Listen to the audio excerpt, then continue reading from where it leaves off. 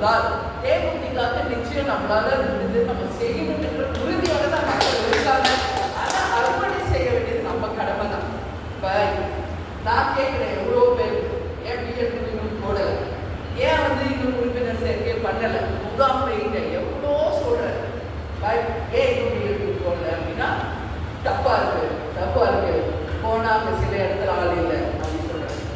ஒரு விஷயம் சொல்லுவா, இங்க சும்மா பேருக்கு தான் நாங்க உறுப்பினர் சேர்க்கை ஆரம்பிச்சோம் தலைமையில அந்த காலத்துக்கு. இங்க வர ஜனா பாதி பேர் டெய்லி தலைவரையும் பார்த்துட்டு கார்டு வாங்கிட்டு இங்கேயே ரெஜிஸ்டர் பண்ணிட்டு போவாங்க. அது நேற்று மாசம் கூட யாரும் மாவட்டம் இல்லைன்றத சொல்லுவாங்க. நான் கேட்கிறேன், ஏமா உங்க மாவட்டத்திலேயே பண்ணலாமே.